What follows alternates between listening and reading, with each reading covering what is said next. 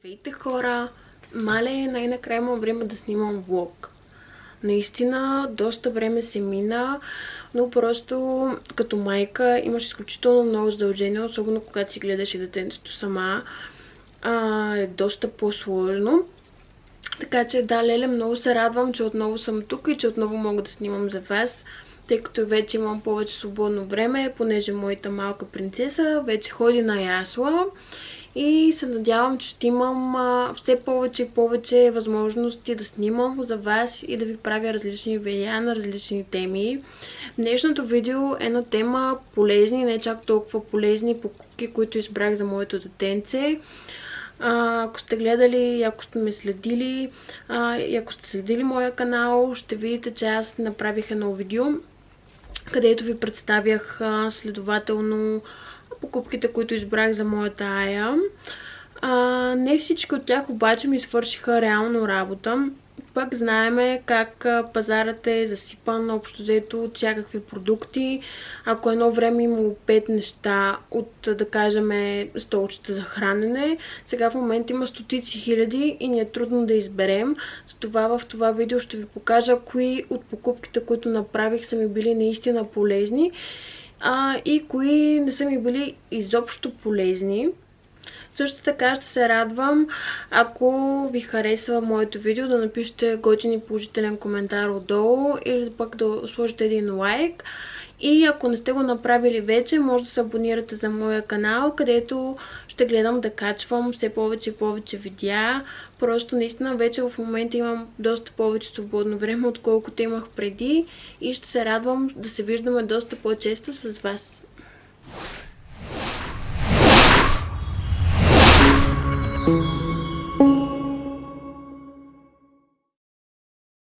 Така, започваме с полезните неща.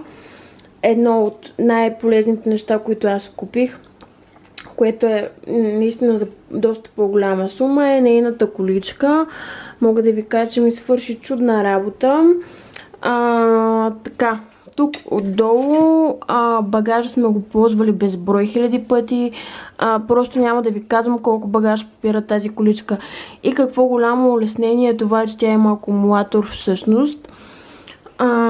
Единственото като минус, което бих дала за тази количка, е това, че с времето ето тук кожата се протърква и изтърква, и това не мисля, че би било по някакъв начин могло да бъде коригирано. Така че да, само това бих дала като минус, но иначе количката върши супер добра работа.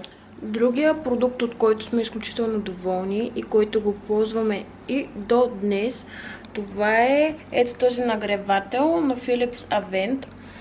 Безспорно, че заслужава парите, би го купувала отново и отново, въпреки че той просто не се разваля. Защо го харесвам?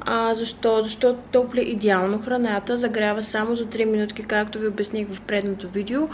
И вижте сега, идеален е реално за топленето на нейната кухня. Само да видя къде. Ето я. Така, ето вижте, понеже ние сме на детска кухня Ян Бибиян, и не, това не е платена реклама, просто кухнята е много добра. Идеално става и за подгряване на детската и кухня. Просто вижте как си влиза точно. Много рядко така нагреватели са подходящи за детска кухня, но този е един от тях. Така че ако обмисляте да купувате нагревател, препоръчвам този с 2 ръце, защото става не само за топляне на шишенцата, но и за детската кухня след това. Да, от шишенцата на Philips Avent съм много доволна. По едно време просто ми беше щракнало, когато Амая беше на, мисля, че 5-6 месеца. Просто бях чела някъде, че е хубаво детето да пие от стъклени шишета. И аз си казах, хубаво, добре, взимаме стъклени шишета. Взех стъклените шишета на доктор Браун. Не, че не са хубави. Просто обаче тя не искаше да пие от тях. Защо? защото вече си беше свикнала да си пие от тези на Philips Avent и това, което мога да ви дам, мами, като съвет е никога не сменяйте шишето на вашето дете, когато то вече е свикнало да се храни от определено на една марка. Пак казвам, нищо не казвам за шишета на доктор Браун, наистина изглеждат уникално, предполагам са изключително хубави. Просто моята Майя не искаше да яде от тях, ами си искаше на тези, на които вече беше свикнала. Другото нещо, което препоръчвам с две ръце и на което буквално ударих шестица от тото, когато избирах, когато Амая беше доста по-малка. Това са легалцето и на Ital Baby, заедно с ето това шкафче. Значи този шкаф побира всякакви неща. Буквално вътре сме набутали всичко. Пък легалцето вече колко време се ползва, буквално не е мръднало, освен при едно пренасяне, когато просто нямаше как, не ги пренасях аз нещата в крайна сметка и човек, който ги пренасяше, беше нехаен и има леки дръскотини, но в крайна сметка леглото е изключително здраво и може да се ползва още безброй хиляди пъти. Просто дървото е изключително здраво. И да, цената пак е доста висока, обаче напълно се заслужава да я дадете за такова нещо. Друго нещо, което бих купила безброй хиляди пъти е ето тази кошарка на Кам. Този модел по-точно. Много ми хареса. Първо, защото той е на две нива. Когато детето порасне, може да свалите на по-ниско ниво, а маячето, като беше бебе, беше на доста по-високо. Тази аз я държа в хола. Задължително детето да има една такава кошара. Било то за игра, било то за скачане. Лично този модел на мен много ми харесва и мога да кажа, че е изключително здрав. Наскоро имах случай с една моя приятелка, която ми сподели, че нейната кошара се била счупила.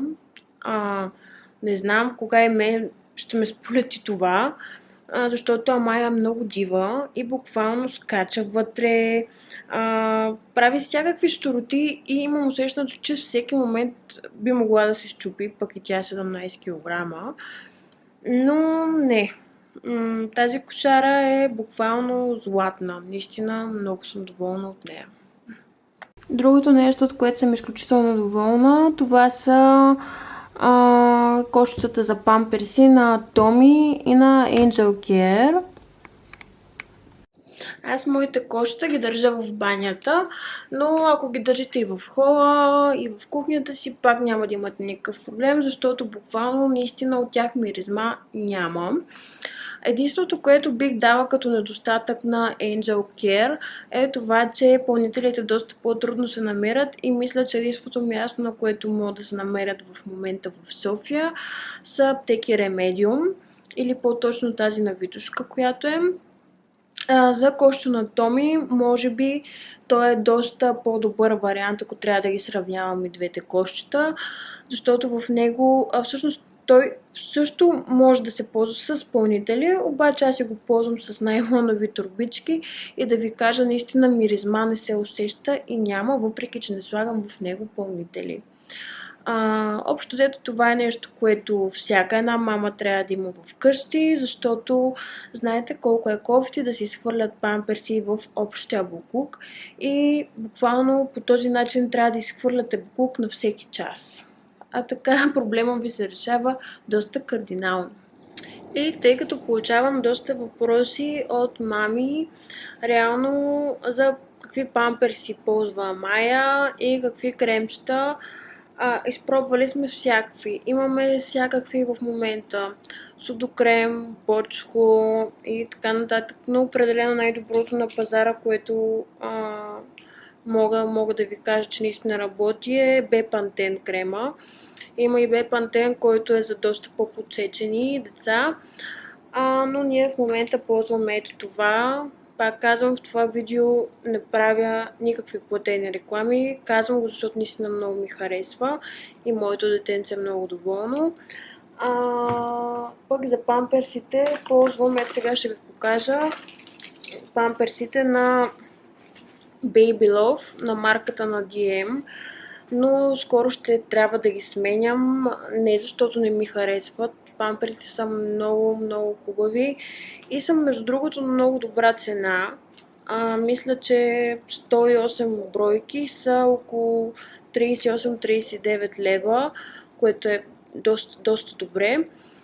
Просто в момента тя вече е над 16 кила, пък при тях 16 кила е максимума. На производство на памперси, нали, максимум произвежда до 16 кг. И сега съм взела на един друг бранд. Пък ще видим, надявам се да ни харесат. Също така може да ми напишете долу в коментарите вие какви памперси ползвате, като става въпрос за детенце над 17 кг. Да, ще ми бъде интересно да разбера вашият избор какъв е. Друго полезно нещо, което задължително трябва да имате в къщи, което обаче не съм показвала в предното ми видео, е ето този инхалатор. Този е на Умрон. Братовчетка ми каза, че е много хубав, тъй като предният нещо се развали. Те знаете, че никак не са ефтини. Защо ви казвам, че задължително трябва да имате в къщи инхалатор? Никога не се знае, детето може да се разболее, да му тръгнат болки, дори от зъби. Пък когато на май тръгне нещо такова, буквално за 2 дена го стопираме с един инхалатор и инхалации. Едно време лично мене са ми правили инхалации по малко по-друг начин. Кипвали са билки, завивали са ме с един чершаф отгоре и следователно аз трябва да дишам от парата. Вече всичко е малко по-улеснено, даже не малко, ами доста, с тези инхалатори, така че взимайте си по един инхалатор и ако детето ви има някакъв проблем буквално за няколко дни, лично аз по себе си видях, понеже аз от малка имам алергии и когато се разболея, първото нещо, което ми тръгва е носа, независимо какво е. И по себе си видях как буквално инхалации 2-3 дена с един обикновен разтвор действат доста добре на моето. И сега преминаваме към продуктите, от които не съм чак толкова доволна. Следователно, както има добра реклама, така има и антиреклама. И да, за съжаление има и продукти, които просто не ми харесват и не мисля, че са необходими или поне да не се купуват на тези брандове, защото знаем в днешно време колко е скъпо всичко. Пък не мисля, че който и да има излишни пари, така че да, ще отбележа най-важните за мен неща, които не трябва да се купуват. Ще започна с ето това столче на Кам. Вижте къде съм го сложила, къде съм го забутала буквално в края на масата. Ами защо не ми харесва това столче? Защото според мен не е преценено добре с височината на детето. Поне моята Амая винаги вървеше с няколко, с над 2 години напред. И следователно, като я сложих вътре, беше супер неудобно, чудеше се на коя страна да се завърти. Като цяло и няма много режими на самата облегалка, пък знам, че има столчета, които имат такива режими. И да, определено бихме могли да направим по-добър избор с столче за хранене, но имахме това и това използвахме.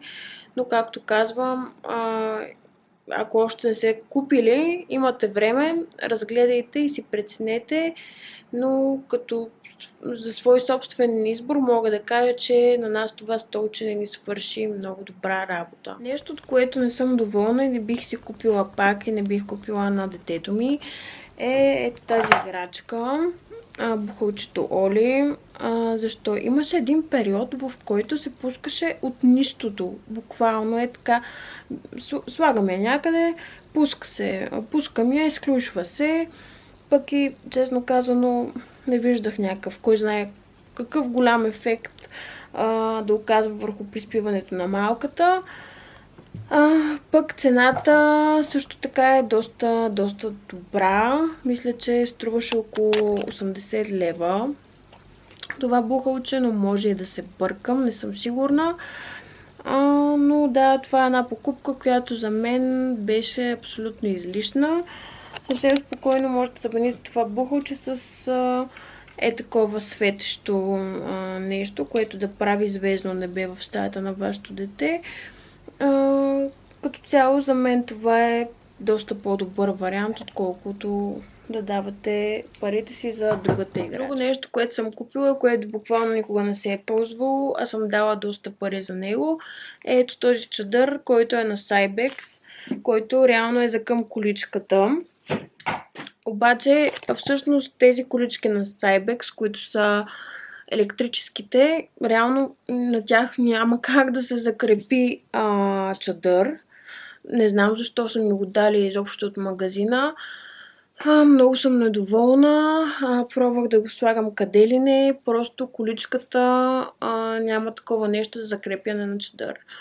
Но пък в крайна сметка има доста голям сенник, което върши чудна работа. Също така съм взела за количката и дъждобран, който ми седи винаги отдолу. Ето може да видите седника.